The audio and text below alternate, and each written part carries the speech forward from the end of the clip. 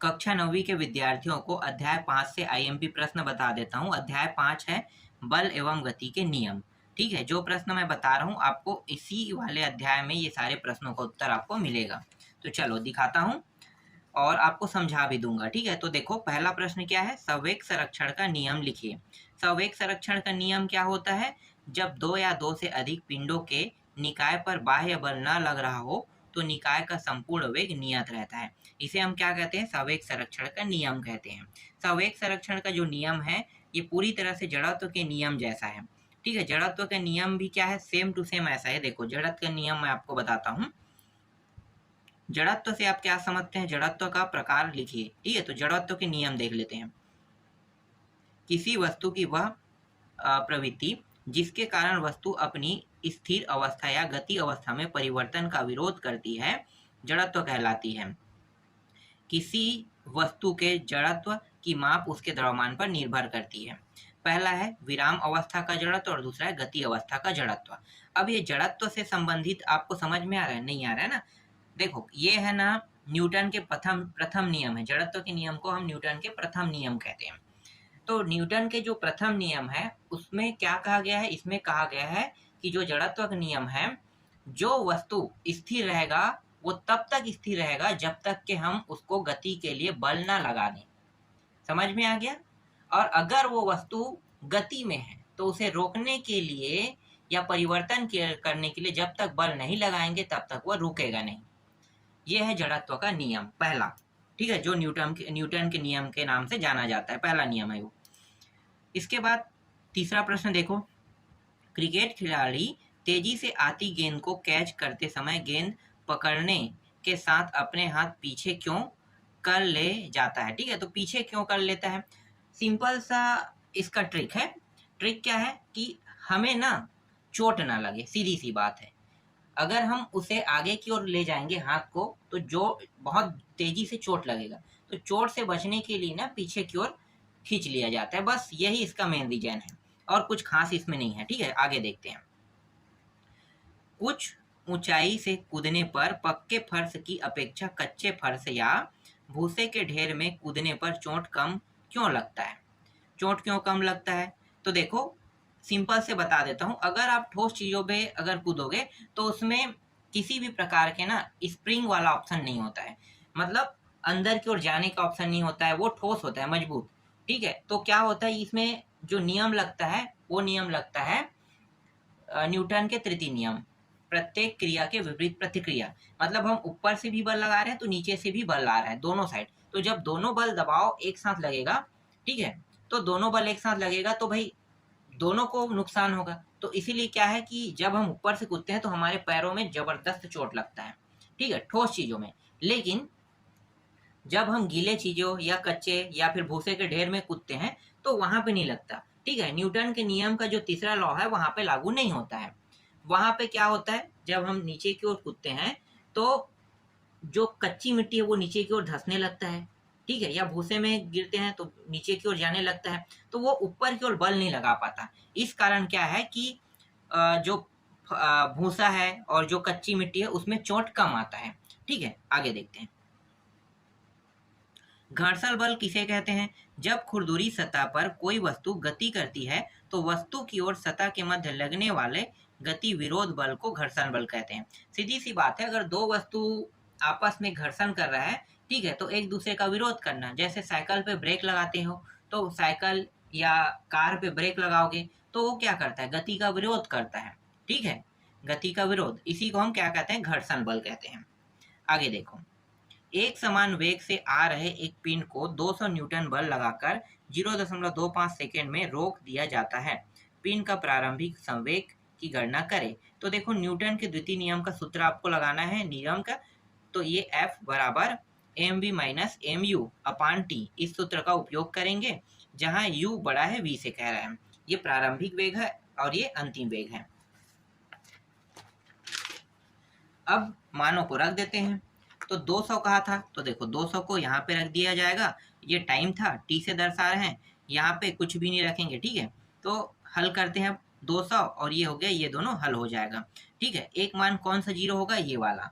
ठीक है, इसका मान पूरा जीरो होगा, v का मान जीरो रखेंगे तो पूरा मान ये 0 होगा, बचा क्या mu, ये mu, और ये तिरिया गुणा होके इस तरह से गुणा हो जाएगा। ठीक है, हल होगा तो हल होने के बाद गुणा होने पर ये 50 किलोमीटर प्रति सेकंड आएगा। यही क्या इसका आंसर है। आगे देखो, 3 ठोस जो क्रमशः एल्यूमिनियम, स्टील तथा लकड़ी के बने हैं एवं इनका आकार तथा आयतन समान है, बताओ इनमें से किस ठोस का जड़त्व ज्यादा होगा और क्यों।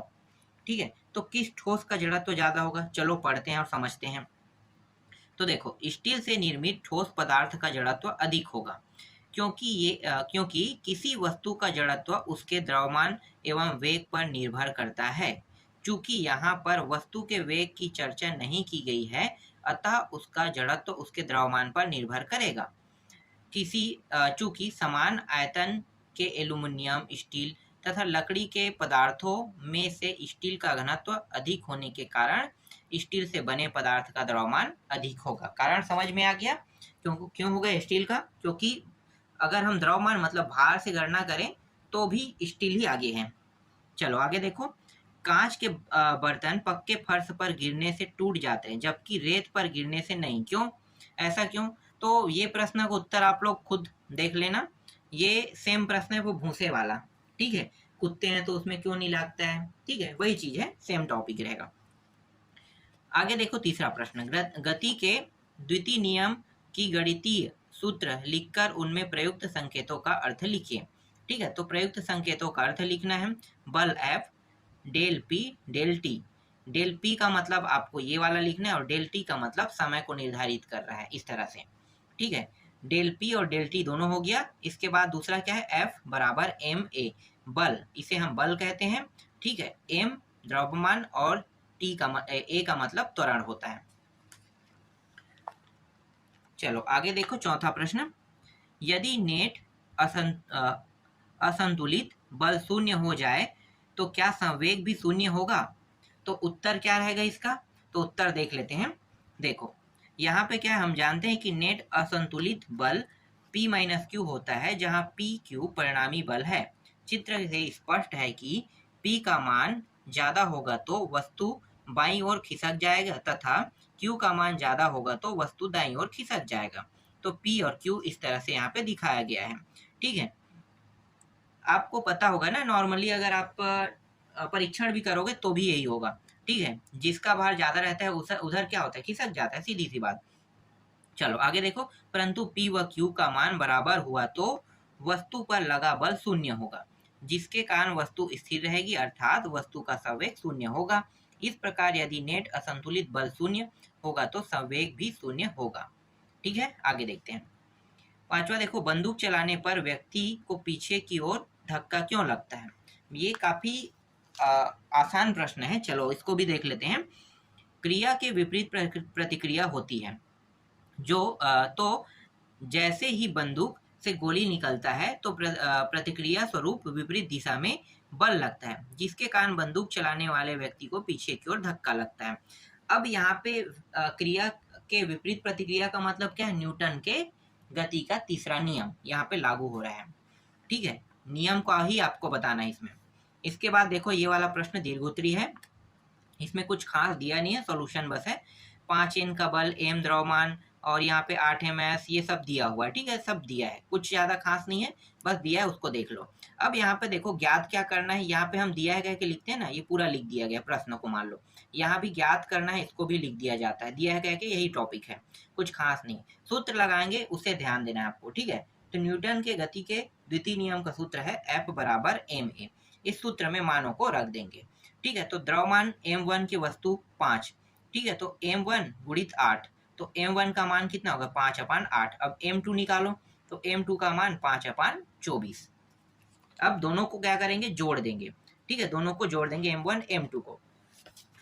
तो देखो यहाँ पे मैं आपको दिखाता हूँ, दोनों को यहाँ पे जोड़ दिया गया है। ठीक है, जोड़ेंगे तो इसका हल आ जाएगा 5/6 आ जाएगा, पूरा कटफिट जो भी होगा हल आ जाएगा अंतिम में 5/6। फिर पुनः क्या करेंगे, F इक्वल ma। ठीक है, फिर m1 प्लस m2 को फिर से यहाँ पे क्या कर दिया है, जोड़ने वाला जो मान आया है ना, उसको गुणा कर दिया है a के साथ। तो 5/6 को गुणा कर दिया है a के साथ, तो गुणा करेंगे तो कितना आ जाएगा, तो ये 5 छक्के कितना हो जाएगा, 30, और 5 5 5 कट के फिर 6 आएगा, तो a का मान यहाँ पे 6 ms प्रति सेकंड आया है। ठीक है, इस तरह से हल होगा। आगे देखो, यदि क्रिया सदैव प्रतिक्रिया के बराबर होता है तो स्पष्ट करें कि बैलगाड़ी को कैसे खींच पाता है। ठीक है, तो बैलगाड़ी को कैसे खींच पाता है, अगर प्रतिक्रिया के बराबर होता है तो। देखो समझो, काफी अच्छा क्वेश्चन पूछा इसने ना, पढ़ते हैं और समझते हैं। क्या कह रहा है यहाँ पे, न्यूटन के गति के तृतीय नियमानुसार प्रत्येक क्रिया के बराबर एवं विपरीत प्रतिक्रिया दो वस्तुओं के बीच कार्य करता है। जिस प्रकार बंदूक से गोली छोड़ने पर बंदूक एवं गोली दोनों ही अपने द्रव्यमान के अनुसार भिन्न भिन्न त्वरण से विपरीत दिशा में विस्थापित होता है, दोनों वस्तुओं का विस्थापन क्रिया एवं प्रतिक्रिया बल के परिणाम स्वरूप होता है। इसी प्रकार बैलगाड़ी खींचने की प्रक्रिया में बैल द्वारा जमीन को पीछे की ओर धकेला जाता है, जो कि जमीन के कीचड़ युक्त या फिसलन सतह पर होने पर फिसलने से स्पष्ट प्रतीत होता है। जमीन द्वारा भी प्रतिक्रिया बल बैल पर विपरीत दिशा में लगता है, जिस बल के कारण बैल आगे बढ़ता है, और जमीन का द्रव्यमान बैल की तुलना में अत्यधिक होने के कारण जमीन पर लगने वाली प्रतिक्रिया बल का प्रभाव नगण्य या शून्य होता है। आगे, गाड़ी पृथ्वी के संपर्क में घर्षण बल के कारण स्थिर रहता है। बैल द्वारा प्राप्त प्रतिक्रिया बल घर्षण बल से अधिक होने के कारण असंतुलित बल के रूप में कार्य करता है और गाड़ी त्वरित हो जाता है। आगे देखो, रॉकेट नोदन वाला आ गया ना। रॉकेट की गति किस सिद्धांत पर कार्य करता है, तो दो सिद्धांतों पर आधारित है। पहला है न्यूटन के गति के तृतीय नियम और दूसरा है संवेग संरक्षण के नियम। देख लेते हैं न्यूटन के गति के तृतीय नियम क्या है। तो तृतीय नियम क्या है, विपरीत प्रतिक्रिया वाला है। जैसे ही ईंधन को जलाया, इसमें डाला जाता है ना, और जब ऊर्जा दिया जाता है तभी तो ये चलेगा।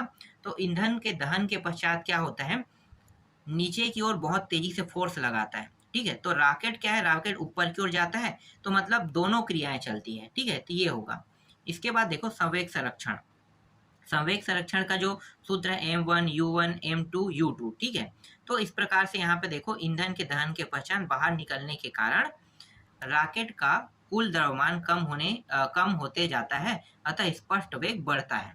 ठीक है, आगे देखो, अब फिर से आगे संवेग संरक्षण का नियम, तो परिभाषा मैंने बता दिया था, वही परिभाषा यहाँ भी रहेगा, तो इसको बताने की आवश्यकता नहीं है। ठीक है, असंतुलित बल किसे कहते हैं, वह बल जो किसी वस्तु पर लगाने से उस वस्तु की गति में परिवर्तन कर दे, असंतुलित बल कहलाता है। आगे देखो, ये गणितीय प्रश्न है। गणितीय प्रश्न बहुत कम आता है, तो गणितीय प्रश्न को सिर्फ मैं आपको दिखा देता हूँ, इसको सॉल्यूशन नहीं कर रहा हूँ। ठीक है, आने के चांसेस कम होते हैं। ठीक है, सातवां देखो, सातवां क्या है, एक अग्निशमन कर्मचारी को तीव्र गति से ज्यादा मात्रा में पानी फेंकने वाली रबड़ की पाइप से तकलीफ क्यों होता है, उत्तर स्पष्ट करें। ठीक है, तो इसका उत्तर क्या होगा, इसका उत्तर होगा कि यहाँ पे न्यूटन के गति के तृतीय नियम लागू हुआ है। पाइप से पानी को बाहर निकालने में जितना बल लगता है, उतना ही बल विपरीत दिशा में पाइप पर भी लगता है, जिसके कारण पाइप पीछे खिसकता है अत्यधिक तेजी से, और पानी निकलने पर प्रतिक्रिया बल का मान अधिक होता है, जिसके कारण पाइप को संभालने में कठिनाइयां होती है। फिर यहाँ पे गणितीय प्रश्न आ गया है। ठीक है, तो गणितीय प्रश्न का सॉल्यूशन मैं रोक रहा हूं। आगे देखो, 9वां प्रश्न। यहाँ पे इसका ये वाला भी प्रश्न वैसा ही है, चलो देखते हैं। गति के तीसरे नियम के अनुसार जब हम किसी वस्तु पर बल लगाते हैं तो वस्तु उतना ही बल विपरीत दिशा में लगाती है।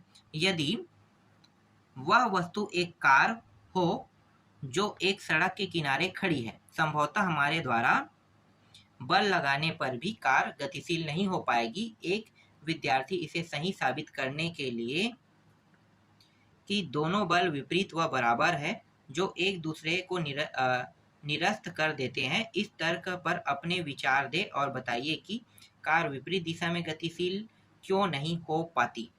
ठीक है, क्यों नहीं हो पाती, तो यहाँ पे आपको बताना है। इसका उत्तर देख लेते हैं।